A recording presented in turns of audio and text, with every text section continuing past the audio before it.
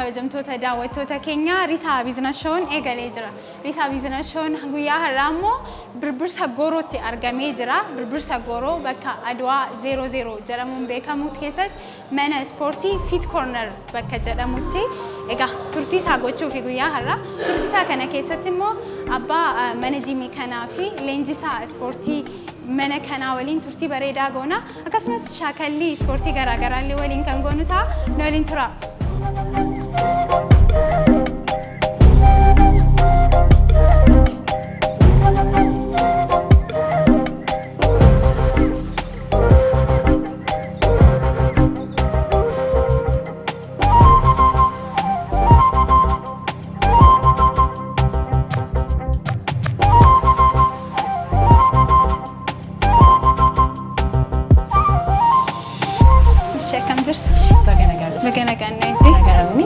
Galatoomii.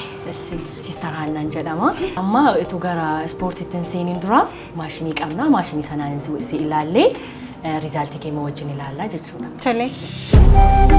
Asirraan kuttushee amma asirraan naanneeti. Silvarii adii sanarra dhaabbata. Sirrachu. Dudduubatti bitatamasi. Harka keetiin kana taphatta godhi qabi. Keessana. Asirraan fi kaza wajjin godha fuundatti. Amma xumurriirraa.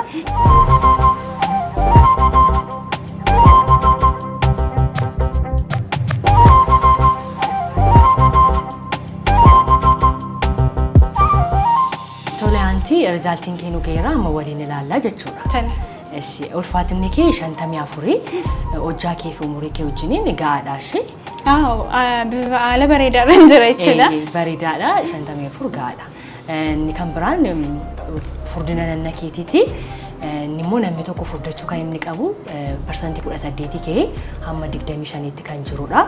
Kan kee immoo 19.8 noormaaliidha jechuudha. Kan biraan immoo baay'ina coomaadha. Inni kan itti qabaachuu qabdu 21 hamma 30tti. Kan kee immoo 28.7 noormaaliidha jechuudha. Innis coomaan jaallattu. Coomallee baay'ee nyaadha garuu. Nyaata of eeggattaa jechuudha. Ispoortii hojjettaa jechuudha. Kanaafiyyuu kanaan itti fufii. Tole. Ishi baga nagannutti. Baga nagannu eddee. Ani instructor Natsaannat Kaasaan jedhama. Fit Corner Sport Consultancy waggaa 15 ol kan ta'e. Hundeessaa Fit Corneridha jechuudha. Fit Corner Consultancy kan godha. Asitti waliin hojjenna sochii qaamaa yeroo baay'ee walitti dhufne. Ati gaafan si ilaalu xiqqoo qaamni kee nama waggaa dheeraa hojjete fakkaata. Durumaa kaastee ijoollummaa makee kana kaasteetu hojjechaa turte moo akkamitti yaadi mana ispoortii banuu siif? Ani waggaa baay'eedha akkuma kubbaa miillaas miidiyaa irratti taphachaa guddanne. Isa booddee immoo gaafan guddadhee yuunivarsiitii gaafan galus digrii kosa jalqabaati isa lammaffaa ispoortii saayinsiidhaan baradhee isa booddee immoo jiimnaaziyeemii ispoortii kana irratti industirii kana irratti waggaa 20 darban hundaasuma waan hojjechaa ture. Silxana akkasiin nan kennan ture jiimiis nan qaban ture kana achi iddoo gara biraattis nan barsiisaa sin ture. Leenjii garaagaraa warreen dargaggootaaf illaatta turte jechuudha. Ispoortii ati ilaaltuuf kan magaalaa keessatti ilaaltus ni hojjenna. Magaalaa Shaggarii wajjinis Oromiyaa wajjinis Finfinnee wajjinis sochii qaamaa waliin hojjenna. Jiimiin kun immoo namoota naannoo kana jiran hundumaatiif tajaajila kennaa jira jechuudha. Jiimii kana gaafan seenee keessa isaa deemee ilaalan ture. Akkaataan simannaa isaallee namatti tola. Ani yeroo jalqabaaf hin dhufe bakka kana baay'ee jaalladheera. Meeshaan ispoortii ittiin hojjetan as keessa jirullee meeshaa gurguddaa natti fakkaata. Kan miillaa, kan harkaa, maal kan jedhan kuni. Naanna keenya kan keessa jiru xuuncaa keenya hundumaatiif kan ta'u meeshaan hundumtuu jira mana kana keessatti.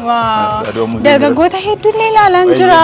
Guddaanis jiru dargaggoonni dubaroonni jiru jijjiiru nan baay'een hojjetama. Naannoon kun itti jirru koornarii sadii qaba jiimnaaziyeemii keessatti. Koornariin kun free weight corner jedhama. Free weight akkasuma ilaaltu daampeeliin jira. Daampeelii jedhama achirratti ilaaltu sun. Irra lafarratti hojjechaa jiran immoo baarbeelii jedhama. Beenchii jedhamu. Kanneen kun maaliif fayyadu? Maaliif tajaajilu? Meeshaa baay'eetti hojjenna. Waa baay'eetti fayyadamna. Waa baay'ee. Kana harkaan kaasan natti fakkaata. Kanaaf kaagasi kiiloo kana dandeessaa? Kun kiiloo meeqa? Torba. Kiiloo torba. Torba walakkaa. Akkamitti kaasu? Akkamitti kaasna beektaa? Kan asumatti kaasuu yoo dandeesse. Kana gochuun dandeessa. Tokko lama tokko lama akkas sochoon hin danda'amu.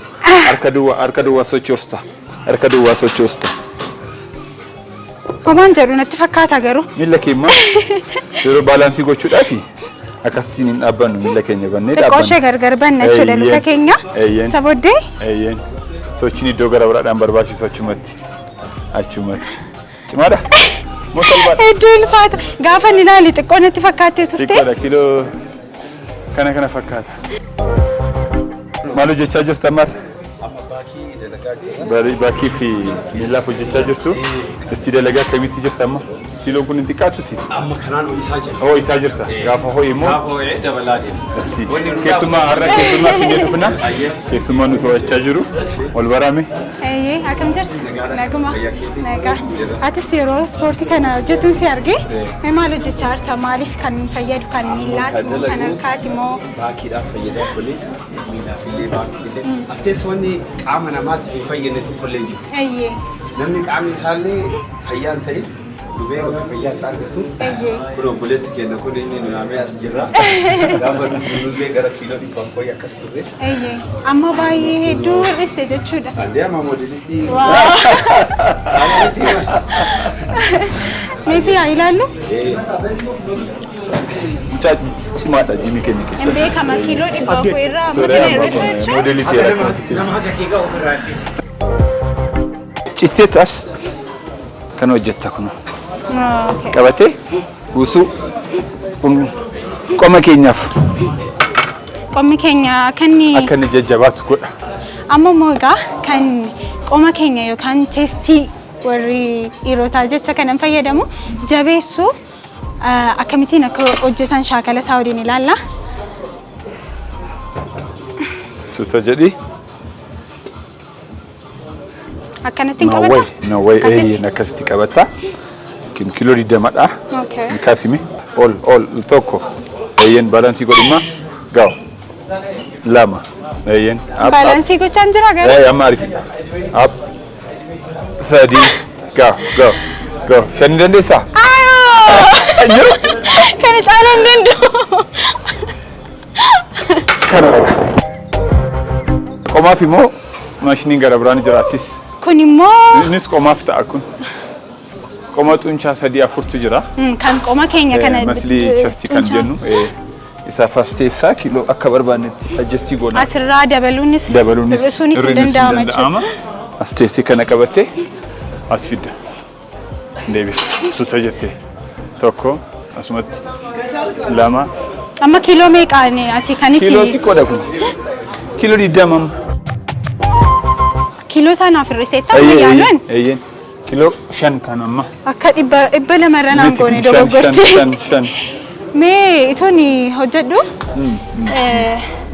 waan si gaafadhu chaalenjoota yerooti mana kana hojii kana eegaltees haa ta'u gara ispoortiitti yerootti dhufte kana chaalenjii bu'aa ba'iin si mudate jiraate na taphachiisaama.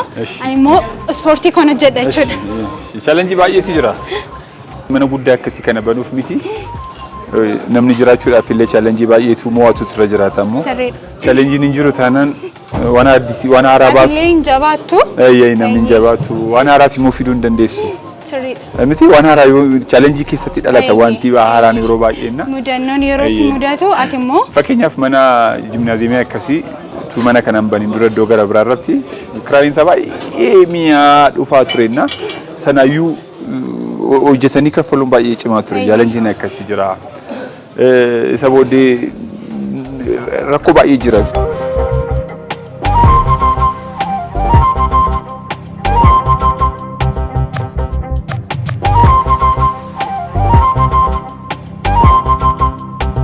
Namoonni baay'een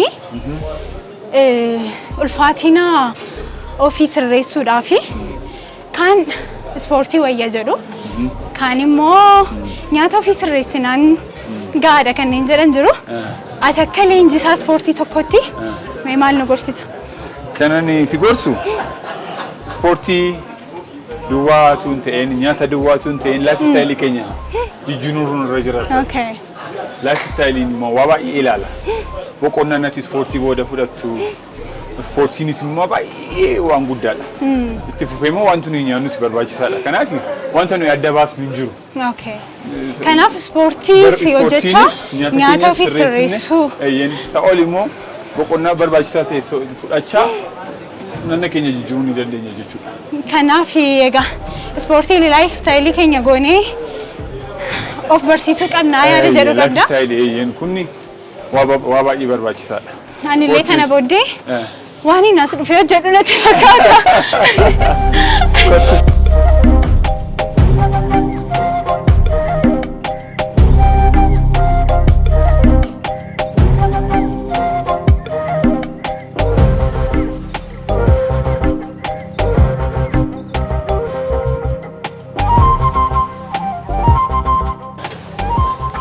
Egaa nizanete amma immoo gaaffii tokkoon si gaafadha. Inni gaafadhu. Ogummaan ati jireenya kee keessatti si fayyadee kanatti dargaggootaaf akka galaatti ta'uu danda'a jettee dhaamsatti dhaamtu yoo jiraate dargaggoota keenyaaf egaa akkatti dhaamtu. Ergaan dargaggoota keenyaaf kan ta'u tokko ijoollee akka abdii hin kutanneef nitti erguunis nitti himuun barbaada. Jabeenya ni barbaachisa waan lafa yaanne ga'uudhaaf jabaannee hojjechuun nurra jiraata. Abdii kutachuun nurra hin jiraatu jechuudha. Yoo kana goone yaanni keenya nuti siqa. Nuyis immoo waan lafa barbaanne geenya jechuudha. Kanaaf jabaatanii hojjechuun abdii kutuu dhiisuun ergaa koo har'aa akka ta'uun barbaada. Torbanitti meeqadha kan itti hojjettu? Torbanitti guyyaa 3 hojjedha. Guyyaa keessatti sa'aatii meeqaaf? Sa'a 2 hojjedha. Sa'a 2 sochii garaagaraa hojjedha. Ispoortiin egaa siif maal si fayyade? Amma ammatti faayidaa irraa argatte ispoortiirraa? Ispoortiin egaa qaama keenyaaf istiraakcharii qaama keenyaaf akka sirriitti hojjedhu naaf gargaaree jira. Fayyaa kiyyaallee akka sirriitti eegu sirriitti naaf eegee jira. Qaama akkas bareedaa kana ispoortiitu fide naan jechaa jirta. Ammallee qaama sirriitti qaama bareedaa fidee sirriitti. Ayyee jabaadhu. Ayyee galatoomne.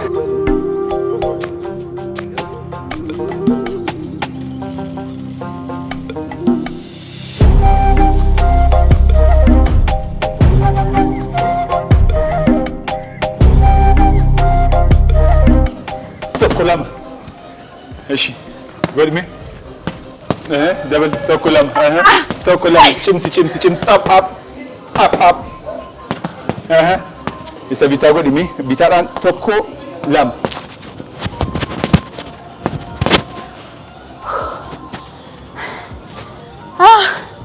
Akkasittiin daawwattoota koo nama rukutee funuun sun koon oolu gamanumaan narraa of eeggadhaan jedha. Amma immoo gara saafetti. Asitti kanatti hojjettu miila kee akkasittiin bantaa iskootii goota. Akkasittiin miti kan kana kaastu. Kana miila kee cabsitee asitti. Akkas jedheen jechuudha. Asitti. Asii tokko kunoo asitti. Lama kottu achumatti. Sadii. Ilaalta akkasittiin. Utaalaan deema jechuudha. Akkasittiin yoo ta'e nu dhukkubaas. Kanaaf cimsi. Godhi deemi.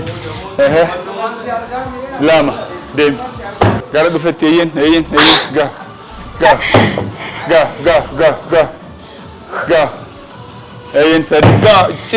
Sadi cimsi.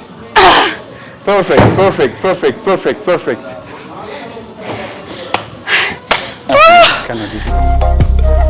Maal hojjetta beektaa asitti? Safara gateetti keetiin miila kee bantaa.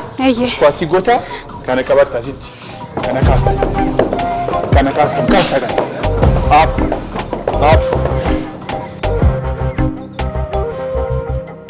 Ready, go!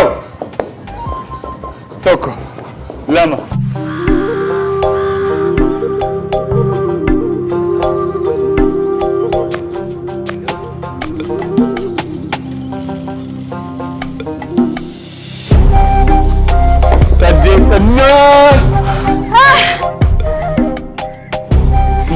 Tarufumo.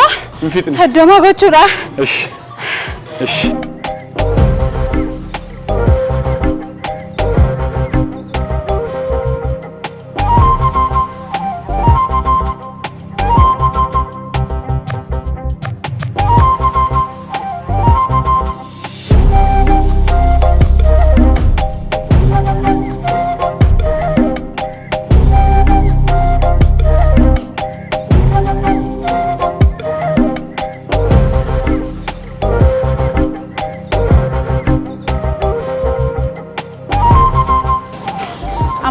Tiga sporti gosa garaagaraa hojjechaa turreerra. Amma immoo gara aerobiksii sportii jedhamutti deemnee kan achitti immoo sochii sana waliin ilaallu ta'a. Waliin tura. Tamadaan kumkumee sirbaanitti dudduuba dhaabatee lukkoo adii uffatee qabibboo agartuu yooleetti sirbaa intaanaan jaallu dhungate gubbaan kun barsituu uffatee jettee ijoolleen